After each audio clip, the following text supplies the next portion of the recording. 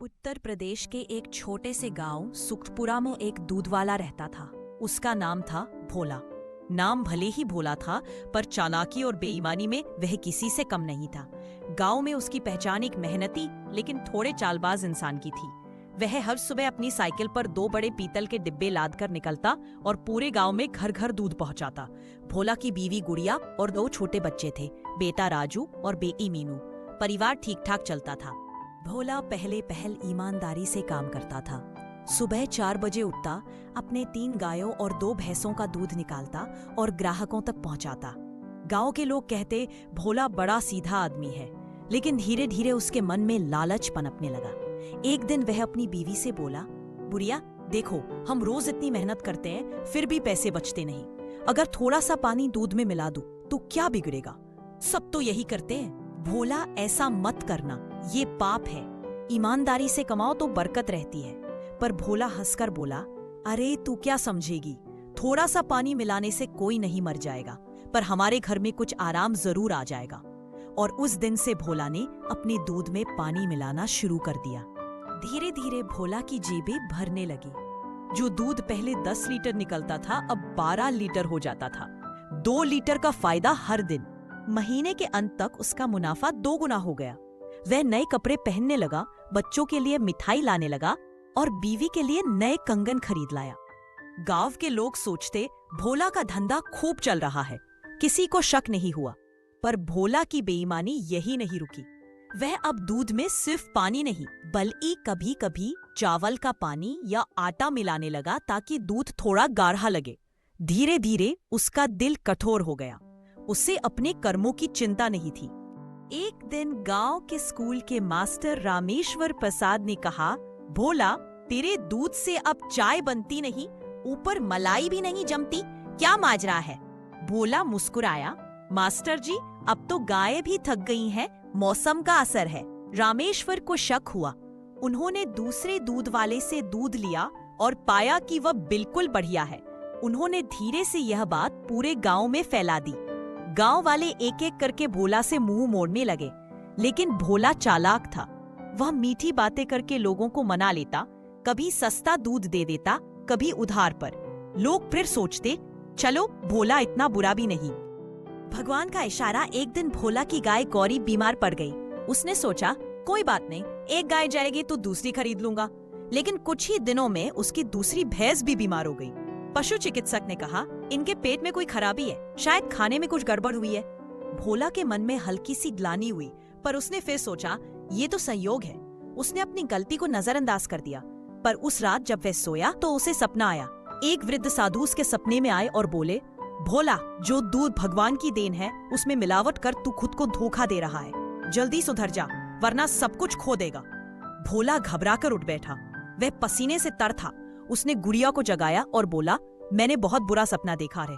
गुड़िया बोली, शायद ये ऊपर वाले की चेतावनी है। भोला कुछ दिन तक डर में रहा, लेकिन लालच ने फिर उसे जकड़ लिया।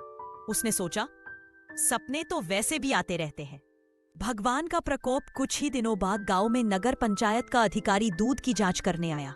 उसमें सभी दूध वालों से नमूना लिया। भोला आत्मविश्वास से भरा था, लेकिन जब रिपोर्ट आई तो उसमें लिखा था, भोला का दूध मिलावटी पाया गया। उसमें 40% पानी और 10% अन्य पदार्थ मिले हैं। पूरा गांव हैरान रह गया। भोला का नाम बदनाम हो गया। लोग अब उससे दूध लेना बंद करने लगे। रामेश्वर मास्टर ने कहा, देखा भोला, बेईमानी का फल यही होता है। भोला ने सफाई दी, सरकार ने गलत रिपोर्ट दी है, पर किसी ने उसकी बात नहीं मानी। गरीबी का अंधेरा। धीरे धीरे भोला का धंधा चौपट हो गया। उसकी गाय एक एक करके मर गई। उधार बढ़ता गया। लोग उसे बेईमान भोला कहकर पुकारने लगे। बच्चों को स्कूल में चिढ़ाया जाने लगा। मीनू रोते हुए बोली, पापा सब बच्चे कहते हैं कि हमारे पापा धोखेबाज है। भोला का दिल टूट गया। वह समझ गया कि उसने जो किया था उसका असर उसके परिवार पर पड़ रहा है। गुड़िया बोली, मैंने तो पहले ही कहा था भोला, भगवान सब देखता है। भोला की आंखों में आंसू आ गए। अब मुझे क्या करना चाहिए गुड़िया? सुधर जाओ भोला, फिर से ईमानदारी का रास्ता अपनाओ। पश्चाताप की शुरुआत। भोला ने अपनी गलती मान ली। वह मंदिर गया और भगवान से कहा, हे प्रभु, मैंने दूसरों का नहीं, अपना ही नुकसान किया। अब मुझे सही रास्ता दिखाओ।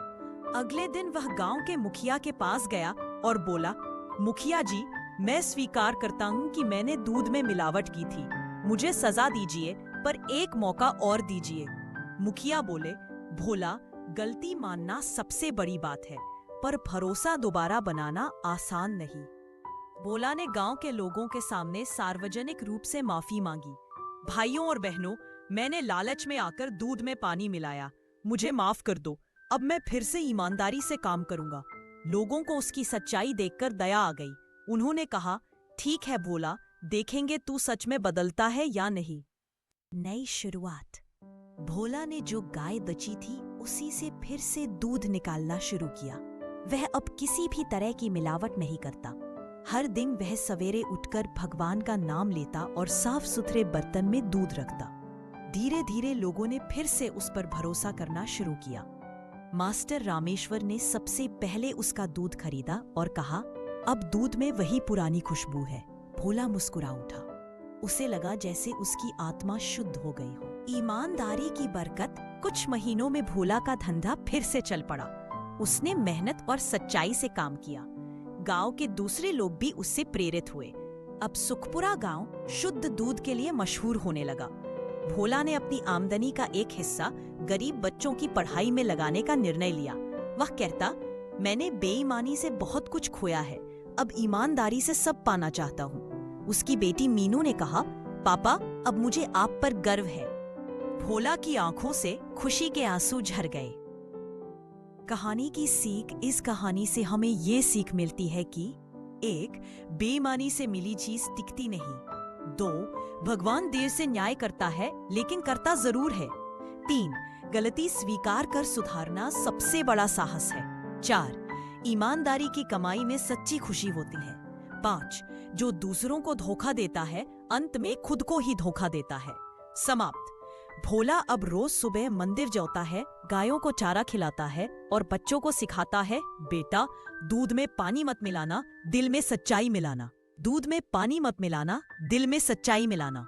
गांव के लोग अब कहते हैं, भोला तो पहले बेईमानी था, पर अब वह गांव का सबसे सच्चा आदमी है।